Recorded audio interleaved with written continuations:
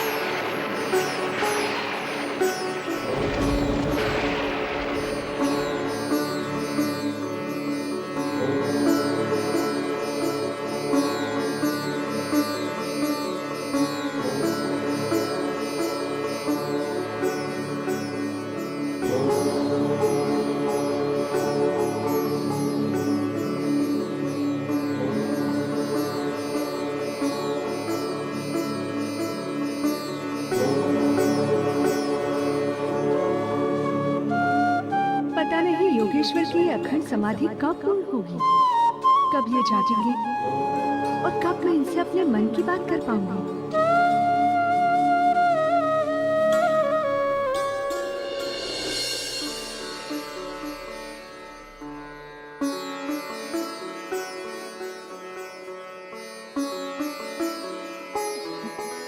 योगेश्वर को मेरा कोटि कोटि प्रणाम। आपको भी हमारा स्नेहिल अभिवादन प्रिय। क्या बात है उमा, आज आप हमें यूं एकटक क्यों निहार रही हैं? नाथ, आज आपके मुखमंडल पर एक विशेष प्रसन्नता दिखाई दे रही है। सत्य कहा प्रिय, आज हम अति प्रसन्न हैं। हे नाथ, क्या आपकी इस प्रसन्नता को जानने का परम सौभाग्य मुझे मिलेगा? अवश्य प्रिय, आज हमें समाधि की अवस्था में एक ऐसा ज्ञान प्राप्त हुआ है जो इस सृष्टि में अभी तक किसी को प्राप्त नहीं हुआ है, और जिसे जानने के लिए हम सहस्त्र वर्षों से समाधि में लीन थे। ऐसा लगता है कि कभी भी ना प्राप्त होने वाला ये ज्ञान हमें उस पर ब्रह्म के आदेश से ही प्राप्त हुआ है।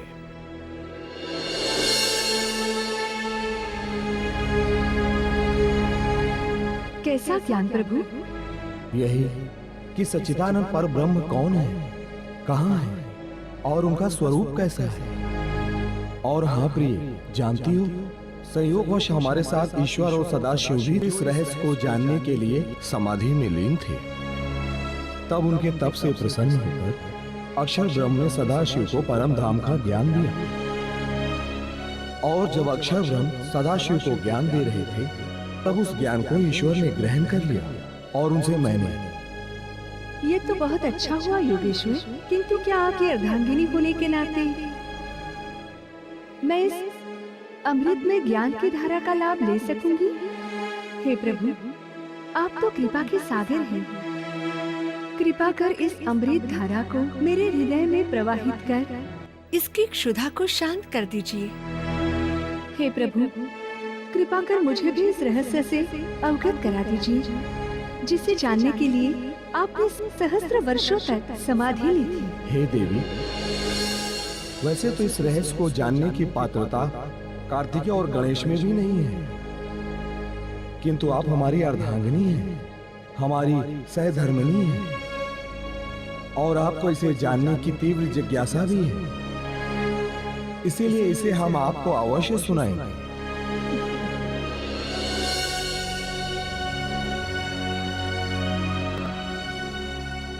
श्रुतिरा धरवड़ी काच दक्ष परात परतः परा परतः पर मित्र दक्ष रस विशेष अनादिंत परम सच्चिदानंद लक्षणम रस रूपतया तत्तु नित्यमेव पृथक् स्थितम।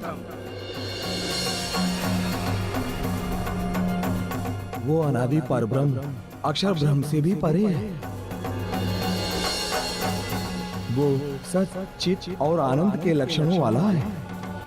वास्तव में यही सबके लिए उपास्य है।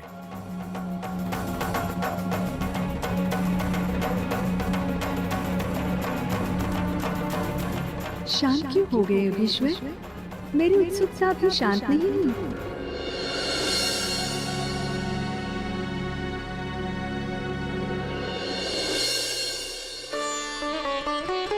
अब और क्या जानना चाहती हैं अक्षरातीत परब्रह्म के विषय में?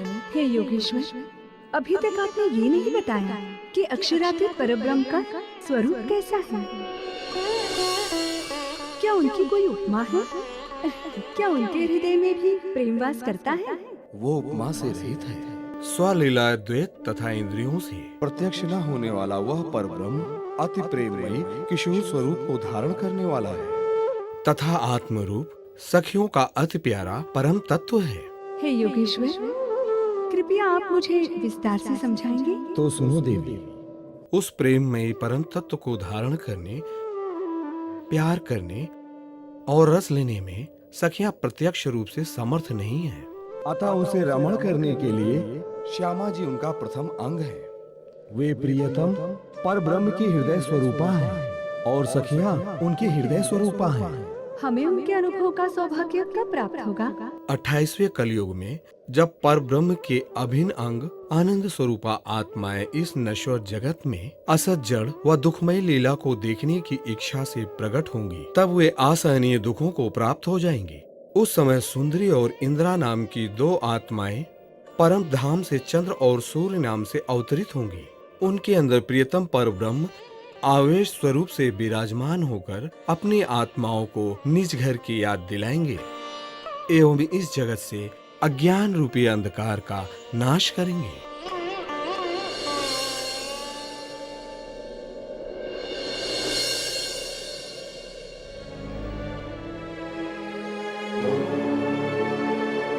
सुंदरी चेन्दिरा सख्यो नामाभ्यां चंद्र सूर्यर्योः मायांधकार नाशाय प्रतिबुद्धे भविष्यतः।